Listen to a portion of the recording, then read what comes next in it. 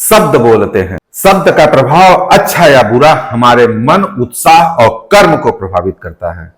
अच्छा बोलने से, अच्छा सुनने से हमारे अच्छे सोच का निर्माण होता है। एनर्जी के साथ हम रहते हैं, वही हमारे साथ रूपांतरित होता है। नमस्कार, मैं चंद्रशेखर द्विवेदी। आज बात करेंगे कन्या राशि वालों के बारे में कि कन्या राशि वालों का जून का महीना किस तरीके से रहेगा, क्योंकि जून के महीने में मंगल का, बुध का गोचर, शुक्र का गोचर और वहीं पे मई के महीने में राहु और गुरु का गोचर। और राहु गुरु का गोचर, गुरु का अतिचारी अवस्था में गोचर, या कन्या राशि वालों के लिए जून के महीने में क्या प्रभाव डालने वाले हैं, इसके बारे में चर्चा करते हैं। लेकिन सबसे पहले मैं आपको यह बता दूं कि यह ग्रह नक्षत्र जो होते हैं यह हमें नुकसान नहीं पहुंचाने आते हैं। इनका एक अपना एटीट्यूड होता है, इनकी एक अपनी एनर्जी होती है। यह अच्छा बुरा इन्हें समझ में नहीं आता है। इनकी जो एनर्जी होती है वैसे ही एनर्जी हमारे अंदर भी होती है। वही एनर्जी और समय काल आता है तो हमारे एनर्जी के साथ सिंक्रोनाइज होता है। तो जिस भाव और जिस उद्देश्य से हम रहते हैं वही हमारे जीवन को प्रभावित करता है। इसीलिए कहते हैं ना, ऊंचे विचार का होना, अच्छे सोच का होना जरूरी है, कर्मठ होना जरूरी है। क्योंकि जब समय काल आता है तो यही ग्रह नक्षत्र हमें हमारे अनुसार देने के लिए तत्पर हो जाते हैं, देते हैं। कर्म प्रधान है, कर्म से बड़ा कुछ भी नहीं है। यह सबसे पहला और सबसे इंपॉर्टेंट फार्मूला हमारे जीवन का होता है। तो चलो हम बात करते हैं कन्या राशि वालों के लिए यह ग्रह नक्षत्र क्या कहना चाहते हैं, इसके बारे में चर्चा करते हैं।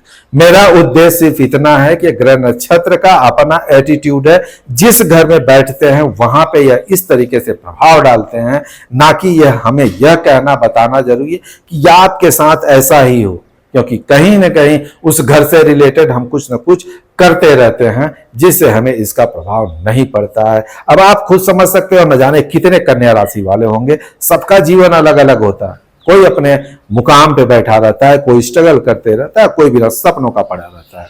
तो यही प्रभाव, रीजन क्या है इसका? रीजन सिर्फ इतना है कि उनका सोच, उनका काम करने का तरीका, उनकी स्टेबिलिटी अलग होती है। यही ग्रह नक्षत्र उसी एनर्जी के साथ उन्हें प्रभावित किए रहते हैं। अब पहले घर पे शनि की दृष्टि पड़ना मतलब क्या होता है? न्यायपूर्ण तरीके से न्याय के देवता आपके घर में बैठे हुए नजर आ रहे हैं। यहाँ पे क्या देखोगे आप?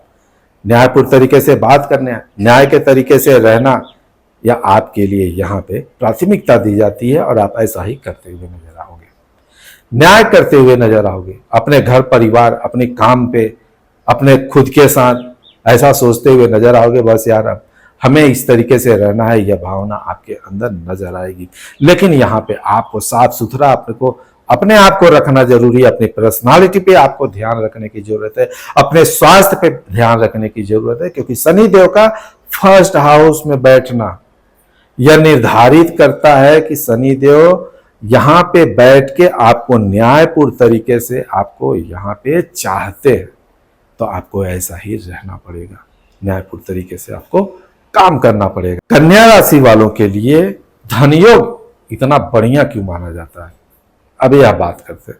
अब देखो, शनि का पहले घर में बैठना और आपके द्वितीय भाव में राहु का बैठना, गुरु का बैठना, मंगल का बैठना और शुक्र का बैठना, मतलब ऑलमोस्ट 4 से 5 ग्रहों का आपके घर पे सेकेंड हाउस में बैठना, सभी आपको इस समय देने के लिए तत्पर है, तैयार है। लेकिन शनि जो है वह आपके प्रथम हाउस में बैठा हुआ है। मतलब आप न्यायपूर्ण तरीके से यदि आप अच्छे कार्य कर रहे हो, अच्छे विचार के हो, तो निश्चय यह समय काल आपके धन योग के लिए एक यादगार बनने वाला है।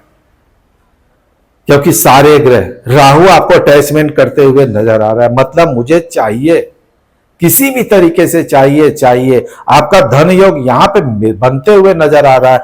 आप देखोगे आपको यहाँ पे धन मिलेगा। आप देखोगे कोई ऐसी प्रॉपर्टी, कोई ऐसा धन होगा जो आपका लग रहा है कि मिलने वाला नहीं है, जो आपके हित का होगा, आपके भाग्य का होगा, आपके हिस्से का होगा, अभी तक मिला नहीं है। निश्चय यह समय काल आपके लिए निर्धारित करता है पाने के लिए। मंगल क्या है? मंगल की दृष्टि सेकेंड हाउस पे पड़ना, यह भी धन के लिए ललायित है, देने के लिए ललायित है। यहाँ पे आपको मंगल भी देते हुए नजर आ रहे हैं, शुक्र भी आपको यहाँ पे आपकी लग्जरियस चीजों को देते हुए नजर आ रहे हैं। सब मिला के यदि बात करें तो धन योग में आपके अधिकतर पॉजिटिव ग्रह बैठे हुए हैं। यहाँ पे आपको ध्यान देना है तो अपनी पर्सनालिटी, अपने विचारों पे ध्यान देना। फोर्थ हाउस में शनि और गुरु की दृष्टि कहीं ना कहीं आपको यहाँ पे जगह जमीन से संबंधित लाभ मिलते हुए देखा जाता है।